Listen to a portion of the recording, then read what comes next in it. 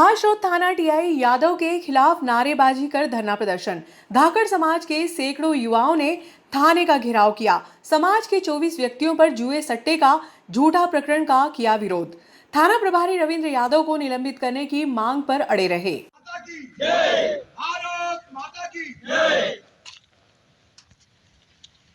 धाकड़ समाज के सैकड़ों युवाओं ने बुधवार दोपहर 3 बजे के लगभग नारेबाजी करते हुए खासरोड थाने का घेराव कर लिया। एक बार फिर टीआई रविंद्र यादव की कार्यशैली का विरोध देखने को मिला है, जिनसे यहां का पुलिस स्टाफ भी परेशान रहता है। पूर्व में भी पत्रकारों द्वारा की गई शिकायत में भी टीआई यादव माफी मांग चुके हैं। बुधवार को टीआई के विरोध में पुलिस अधीक्षक उज्जैन के नाम एसडीओपी को ज्ञापन देकर खासरोड थाना टीआई रविंद्र यादव को निलंबित करने की मांग करने लगे। धाकड़ समाज के सैकड़ों युवा टीआई और पुलिस प्रशासन के द्वारा 28 मई की रात्रि की कार्रवाई के विरोध में नारेबाजी करते हुए धार्मिक आयोजन में थाना प्रभारी खासरोड द्वारा जुए सट्टे की गई कार्रवाई झूठी है। पुलिस द्वारा मौके से 4 लाख रुपए झोले में भरकर लाए। टीआई द्वारा हेराफेरी कर कोर्ट में 1,15,000 रुपए बताए। बाकी रुपयों को टीआई यादव द्वारा हड़पने का गंभीर आरोप भी लगाया। मैंने 24 समाज के व्यक्तियों पर प्रकरण दर्ज किया और उनके 4 लाख रुपए छुड़ा ले जबरदस्ती, और कोर्ट में पेल जुलूस निकालने का तैयार हो गया था। कौन सी धारा जिसमें आप जुलूस निकालोगे? क्या मेरी धाकड़ समाज क्या गुंडा समाज है? कोई अपराध किया इन्होंने? कोई दादागिरी पहलवानी करी है? किसी पे अवैध वसूली करी है? अरे भैया, जो अपराधी उसको वसूलो। प्रदेश की सरकार ने ये नहीं बोला है आपको कि आप सामान्य व्यक्ति को पकड़ के उसको वसूली कर लोगे आप। हमारा प्रश्न आपसे कि भाजपा सरकार में आपके समाज के लोगों को इस तरह प्रताड़ित कर रहे हैं, क्या टीआई पे कार्य चाहते हैं आप? हम टीआई को निष्कासित करना चाहते हैं। मैंने अभी एसपी साहब से बात की है, मैंने डीजीपी साहब से बात की, मैंने आईजी साहब से बात की है। अगर अभी हमने एसडीओपी मैडम को ज्ञापन दिया, अगर 2 दिन के अंदर इसका निराकरण नहीं निकलता है तो 4 तारीख को माननीय मुख्यमंत्री जी के सामने में 1000 में सोयाती बंधु को लेके जाऊंगा। उनके सामने बात रखूंगा मैं, और थाना प्रभारी को निष्कासित कराने खड़ा हूँ। जिस तरह से टीआई के द्वारा 4 लाख को 1 लाख बना दिया गया, उसके खिलाफ किस तरह से आप कठोर कदम उठाएंगे? उसके खिलाफ में कोर्ट हम जांच करवाना है, उच्च अधिकारी को जांच करवाएंगे और पैसा वसूल लेंगे। भैया, क्यों पैसा लिया आप? आपको क्या राइट है सामान्य व्यक्ति की जेब में से पैसा छुड़ाने का? आप चाहोगे किसी को जुआरी बना दोगे? आप चाहोगे किसी को सटोरी बना दोगे? आप चाहोगे उसको नशेड़ी बना दोगे? कौन व्यक्ति जुआरी है मेरा समाज के अंदर? आपकी मांग है कि टीआई को निष्कासित करके पैसा वापस निष्कासित किया जाए और मेरे समाज का जो 4 लाख रुपया है वो वापस दिया जाए। नहीं होता है तो हम उग्र आंदोलन करेंगे। प्रभारी की गुंडागिर्दी नहीं चलेगी, नहीं चलेगी। थाना प्रभारी की चंदा वसूली नहीं चलेगी, नहीं चलेगी। थाना प्रभारी की चंदा वसूली नहीं चलेगी, नहीं चलेगी। पुलिस प्रशासन होश में आओ, होश में आओ, होश में आओ। धाकड़ समाज का अपमान नहीं सहा जाएगा, नहीं सहेंगे। धाकड़ समाज का अपमान नहीं सहेंगे, नहीं सहेंगे, नहीं सहेंगे। थाना प्रभारी मुख्यमंत्री डीआईजी एसपी से टीआई रविंद्र यादव पर तुरंत निलंबित कर कठोर कार्रवाई करने की मांग की है, अन्यथा 4 जून को भोपाल जाकर हजारों की संख्या में समाज जन मुख्यमंत्री कार्यालय पहुंचेंगे। पार्टी के कार्यकर्ताओं पर जुआ एक्ट में प्रकरण दर्ज कर सामाजिक लोगों की प्रतिष्ठा को धूमिल किया गया है। जब्त राशि व मोबाइल वापस किए जाए, अन्यथा पूरा समाज एकत्रित होकर अगला आंदोलन करने के लिए विवश होगा। खड़ा करूंगा और न्याय मांगोगे साहब, क्या न्याय है? कल हम क्या करेंगे आप ये बताएं? क्या हमारी समाज लज्जित होने के लिए खड़ी हुई है? कुछ है ना, आप कानून पे जाता है तो मैं विधि सलाहकार, मैं जनता का प्रतिनिधित्व करता हूँ। मेरा आपसे कोई लड़ाई नहीं है, आप हम सब एक है। परंतु अगर आप मेरी समाज को अपमानित कर रहे हो, आपके छोटे व्यक्ति, और आप यहाँ पर जो क्या चाहते हैं? मैडम, हम ये चाहते हैं थाना प्रभारी के खिलाफ कार्रवाई। थाना प्रभारी की गुंडागिर्दी नहीं चलेगी, नहीं चलेगी। थाना प्रभारी की गुंडागिर्दी। ऑटो चालक संघ द्वारा 1 महीने का नेत्र शिविर स्वास्थ्य शिविर का समापन हुआ। ऑटो चालक संघ के तत्वाधान में दिनांक 1 मई से 30 मई तक नेत्र शिविर एवं शुगर ब्लड प्रेशर जांच के शिविर का आयोजन किया गया था, जिसमें 1 माह में शिविर में 700 मरीजों की जांच निःशुल्क की गई व 25 निःशुल्क ऑपरेशन इंदौर रेटिना हॉस्पिटल में सफलतापूर्वक किए गए। इंदौर आने जाने व खाने पीने का खर्चा भी निःशुल्क रहा। इस शिविर का समापन आज दिनांक 31 मई को किया गया, जिसमें सभी वरिष्ठ चिकित्सक उपस्थित थे। बहुत एक सामान्य सी समस्या है, उससे भी बड़ी समस्या होती है डायबिटिक रेटिनोपैथी, जिससे पर्दा खराब हो जाता है। तो हम ये कैंप करके पेशेंट बढ़ाने के अलावा मेन हमारा एम है आप लोग में एक जागरूकता फैलाना कि पर्दा भी खराब होता है, शुगर से भी हो सकता है, बीपी से भी हो सकता है। ये इस तरह के सामाजिक कार्य लगातार करते ही रहते हैं। अभी कुछ समय पहले गर्मी में इन्होंने प्याऊ लगाई थी, तो ये हर वर्ष लगाते हैं। अभी 1 महीने से कैंप लगा रहे हैं। ये इस तरह के अपनी दैनिक दिनचर्या से हटकर के इस तरह के सामाजिक कार्य करना हर किसी के बस की बात नहीं है। जो ये करते हैं एक सामान्य से भी कम आय वाले व्यक्ति होकर इस तरह के कार्य करते हैं कि ये बहुत जोरदार तालियां होंगी। यही बात डायबिटीज़, हमारे यहाँ डायबिटीज़ और ब्लड प्रेशर इसमें कॉमन है और ये दोनों सीधे अपने रेटिना पर असर करते हैं। तो कर्मचारी को देना चाहूँगा कि वो निरंतर मरीजों को खोज करके उनका उपचार कर रहे हैं। जैसा कि मैडम ने बताया, उनका मकसद मरीजों की संख्या नहीं बढ़ाना है, बीमारियों को खोज कर निकालना है और उनकी केयर करना है। तो जैसा ये बता रहे हैं, यहाँ पर पैसा धन है या नहीं है इसकी सोच नहीं है। मैं 1984 की बात बता रहा हूँ कि मेरी पत्नी के दोनों आंखों में रेटिना डिस्ट्रैक्ट हो गया था, होल्स हो गए थे। उस जमाने में छोटी मोटी जगह पर रेटिना का इलाज नहीं होता था। RPM सेंटर राजेंद्र प्रसाद, वहाँ मैं ले गया, 1 महीने तक रुका, दोनों आंखों का ऑपरेशन हुआ और उसके बाद निरंतर साल भर तक जाना, चेकअप कराना। और तो महंगी होती थी। अगर मैं रेटिना का डॉक्टर हूँ, मैंने आपको बोला कि 40,000 की सर्जरी होगी और सर्जरी के बाद भी आपका जो आउटकम है, जो विजन है, जो देखने की क्षमता है, वो कंप्रोमाइज होती है। कोई उसकी गारंटी नहीं लेती कि रेटिना सर्जरी के बाद तक का विजन वापस आएगा। बट डॉक्टर अरुण भार्गव की वो स्पेशलिटी है और एक्सपर्टीज़ है कि अराउंड 70 to 80% पेशेंट में विजन बराबर वापस आ जाता है। तो सर ने जैसे बोला कि डायबिटिक रेटिनोपैथी, पहले सर को दिल्ली जाना पड़ा था, अभी भी संकट ने तो चेन्नई जाना पड़ता है। ईश्वर का वंदन कि हम लोगों को यहाँ पर सुरक्षित रखा। आफ्टर कोरोना वेव्स हम लोग यहाँ पर सुरक्षित बैठे हैं और बात कर रहे हैं एक दूसरे को। और रेटिना हॉस्पिटल के संचालक को बहुत बहुत बधाई कि आपने ऑटो संघ को ये अवसर दिया ताकि ये वो शिविर आयोजित कर पाए।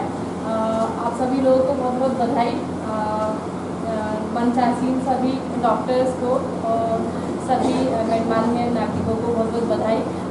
जैसे कि सभी रिस्पेक्टेड डॉक्टर्स ने बोला कि अपनी आइज़ का जो दोनों सेक्शंस है उसका ध्यान रखने के लिए बोला। और ये भी बोला है, जैसे हम लोग, मैं पुलिसिंग की लैंग्वेज में बता देती हूँ कि छोटा कोई भी चीज़, अगर कोई भी प्रॉब्लम छोटी है तब उसको रेक्टिफाई कर लिया तो वो बहुत इजी रहता है उसको सॉल्व करना। जब वो बड़ी हो जाती है तब उसका प्रॉब्लम सॉल्व होना मुश्किल रहता है। तो जैसे कि डॉक्टर चावला सर ने बोला, चौधरी सर ने बोला, मैडम ने बोला कि अपने सारे परिचित और जितने भी आपके जानने वाले उनको बोलो कि एक बार चेकअप ज़रूर कराएं, जिससे दोनों चीज़ें, जब एज बढ़ रहा है तो जब चेकअप कराएंगे और अगर हम लोग एक टाइम पे, उस टाइम पे अगर हमें पता चल जाए जब चीज़ें हाथ से नहीं निकली है तो उसका सॉल्यूशन पॉसिबल है। अदरवाइज़ जब चीज़ें हाथ से जा चुकी होती है, आइज़ की रोशनी चली जाए या डायबिटीज़ बहुत बढ़ जाए तो वो रोशनी और वो चीज़ लाना पॉसिबल नहीं होता।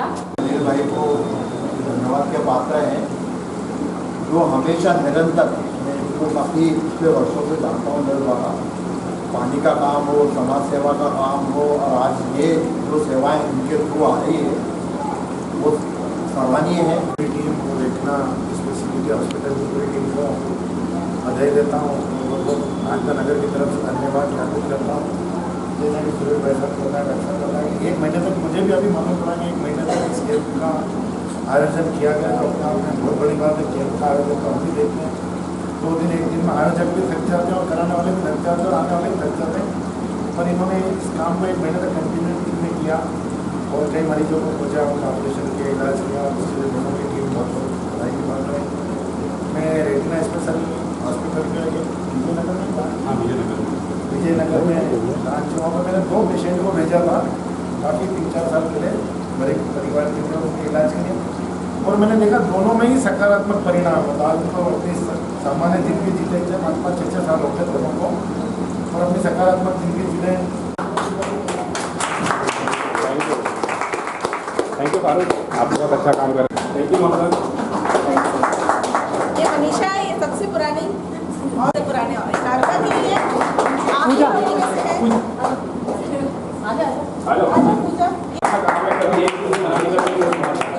ईमानदारी पूरी शिद्दत से अपना काम करती है। सारी काउंसलिंग अच्छे से समझाना, पेशेंट्स को उनकी शब्दों में समझाने का काम पूजा करती हैं। जो जो मेडिकल टर्म में हम नहीं समझा सकते वो पूजा अच्छे से सारी काउंसलिंग करते हैं। और ये लोग भी हैं। पर्यटन की दिशा में बढ़ेंगे मुक्तेश्वर चामुंडा माता मंदिर व जूना नागदा टेकरी। सनसेट पॉइंट, दुकानें, पार्किंग एरिया के साथ राजा जन्मेजय का ऐतिहासिक महत्व भी नजर आएगा। नगर के 3 धार्मिक स्थलों को पर्यटन स्थल के रूप में विकसित करने की नगर सरकार की सोच को मूर्त रूप देने के लिए मध्य प्रदेश सरकार आगे आई है। नगर में स्थित प्राचीन मुक्तेश्वर महादेव मंदिर, चामुंडा माता मंदिर व जूना नागदा टेकरी को पर्यटन स्थल बनाने का खाका गत दिनों सरकार के समक्ष प्रस्तुत किया गया था, जिस पर सरकार ने संज्ञान लेते हुए विभाग से इंजीनियर भेजकर तीनों धार्मिक स्थलों की जानकारी के साथ साथ तस्वीरें भी मंगवाई है। अब सरकार इन तीनों स्थलों को पर्यटन के रूप में विकसित करने की योजना बनाकर राशि जारी करेगी, जिससे भविष्य में नगर की तकदीर व तस्वीर दोनों ही बदलेगी। बुधवार को मध्य प्रदेश पर्यटन विकास निगम के इंजीनियर अनिल पाटीदार ने मुक्तेश्वर महादेव मंदिर, चामुंडा माता मंदिर व जूना नागदा टेकरी पहुंचे। इंजीनियर पाटीदार ने तीनों जगहों की जानकारी जुटाकर तस्वीरें भी अपने मोबाइल में कैद की, क्योंकि इसी जानकारी व तस्वीरों के आधार पर इन्हें पर्यटन के रूप में विकसित करने की प्लानिंग पर काम किया जाएगा। मध्य प्रदेश राज्य पर्यटन विकास निगम से अनिल पाटीदार सर, माननीय मंत्री महोदय के निर्देशानुसार यहाँ आया हूँ और जो भी यहाँ पर कार्य बताए गए हैं निर्माण कार्य, उसके लिए एस्टिमेशन की तैयारी हम लोग कर रहे हैं। डिपार्टमेंट पूरा लगा हुआ है और जल्द से जल्द इसको करवाने की कोशिश करेंगे। Thank you. नगर पालिका अध्यक्ष प्रतिनिधि ओपी गहलोत ने बताया कि गत दिनों उन्होंने राज्यपाल थावरचंद गहलोत के साथ मुख्यमंत्री शिवराज सिंह चौहान से मुलाकात कर नगर के इन तीनों धार्मिक स्थलों को पर्यटन के रूप में विकसित करने के लिए पत्र दिया था। इसके बाद उन्होंने पूर्व विधायक दिलीप सिंह शेखावत के साथ पर्यटन मंत्री उषा ठाकुर से भी मुलाकात करके अपनी कार्य योजना बताई थी, जिस पर सरकार ने संज्ञान लेकर विभाग के इंजीनियर्स को विजिट के लिए भेजा। मुक्तेश्वर महादेव की जय।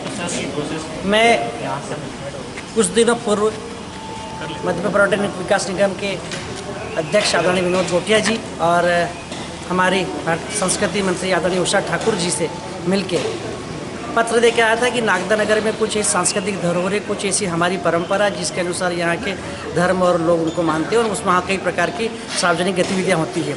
लेकिन ऐसे धर्म स्थल है तो कई दिनों से विकसित हो पाने की दशा में सरकार की बाट जो रहे थे। मैंने पत्र दिया और पत्र देने के बाद आदरणीय मैं यहाँ हमारे सारे वरिष्ठों के साथ साथ आदरणीय उषा ठाकुर जी और हमारे पर्यटन विकास निगम के अध्यक्ष विनोद गोटिया जी, उनसे बहुत ही धन्यवाद कहना चाहूँगा कि उनके आग्रह पर, उनके कहने पर आज मध्य प्रदेश पर्यटन विकास निगम के सभी इंजीनियर आदरणीय पाटीदार जी हमारे बीच आए हैं। उनका फ़ोन जब मुझे सुबह आया कि हम यहाँ आए हैं और आपके पत्र के माध्यम से हम यहाँ आए और हमें वो स्थल का मौका मुआयना करना है कि वहाँ आप क्या क्या चाहते हैं पर्यटन की दृष्टि से रमणीक स्थान बने, वो अच्छा स्थान बने, यहाँ लोग आए।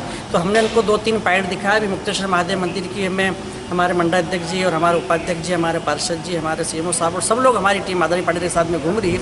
और जहाँ जहाँ जैसा नागदा नगर के विकास के लिए हमको जहाँ जहाँ जैसा जैसा चाहिए और जनता की मांग की डिमांड के अनुसार उन सब बातों को हम आदरणीय पाटीदार जी को इंगित करा रहे हैं, नोट करा रहे हैं। ये यहाँ से नोट करने के बाद यहाँ जो निर्माण कार्य होना है वो सब इनके माध्यम से फिर यहाँ बहुत जल्दी होगा। तो मैं बहुत बहुत धन्यवाद देना चाहूँगा मध्य नगर पालिका परिषद नागदा नगर को साफ सुंदर स्वच्छ और शहर को शहरवासियों के सपनों का शहर बनाने में तन मन धन से जुटी हुई है। पूरी नगर पालिका परिषद ये चाहती है कि हमारा नागदा नगर अन्य मेट्रो शहर, अन्य महानगर की तुलना की तरह साफ सुंदर, स्वच्छ और अंदर ताकि जो भी यहाँ से लोग आए इस नागदा नगर की तारीफ करें। मैं एक बार पुनः हमारे दोनों ही माननीयों का धन्यवाद देना चाहता हूँ और उनसे आग्रह निवेदन करूँगा किसी प्रकार उनका स्नेह आशीर्वाद इस नागदा शहर बना रहे ताकि नागदा नगर विकास की दृष्टि से, सुंदरता की दृष्टि से हर क्षेत्र में नंबर 1 हो। बहुत बहुत धन्यवाद। माता की जय।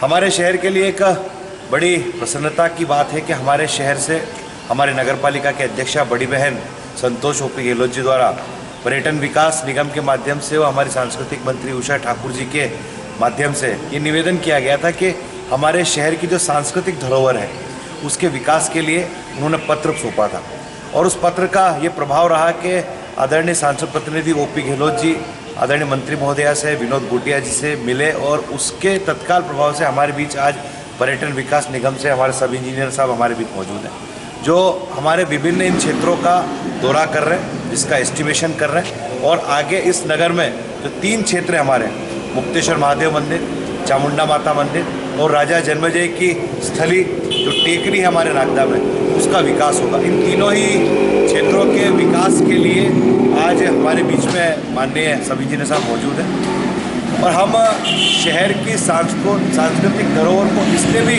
विकसित करना चाहते हैं ताकि हमारी आने वाली पीढ़ी, हमारी आने वाली युवा पीढ़ी इस बात को समझ सके कि आखिर नागदा नगर और नागदा शहर की क्या विशेषता है, सांस्कृतिक धरोहर की क्या विशेषता है, ताकि हम लोग अपनी सांस्कृतिक धरोहर से जुड़ सकें।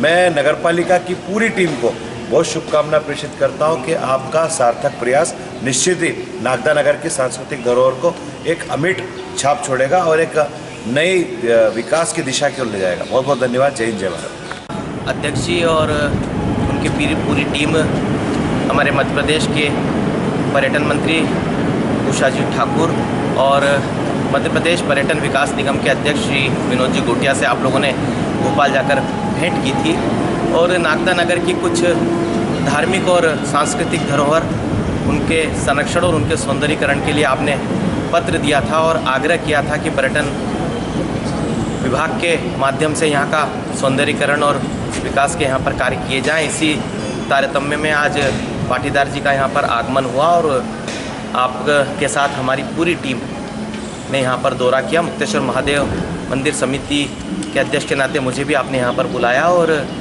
आपके साथ जो एक प्रतीक्षित सनसेट पॉइंट जो चंबल नदी के किनारे है और हमने पूर्व में भी हमारी भाजपा की परिषद थी तो उसके लिए हम प्रयास करते आ रहे हैं लगातार और उस सनसेट पॉइंट का विकास चामुंडा माता मंदिर की तरफ नदी की ओर, ताकि यहाँ के नागदा नगर के जो लोग हैं वो वहाँ से नदी को देख सकें और सूर्यास्त के समय वहाँ पर अपना समय व्यतीत कर सकें।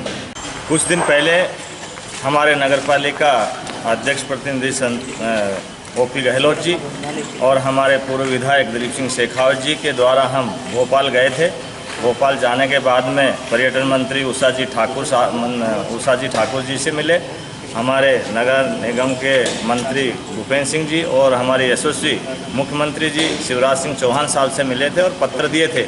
हमारे नागदा में 3-4 पर्यटन स्थल हैं जिनको अच्छे से अच्छा बनाया जाए, उन पत्रों को देकर के आए थे। उसी विभाग से, नगर निगम विभाग से हमारे पाटीदार जी आज आए हैं।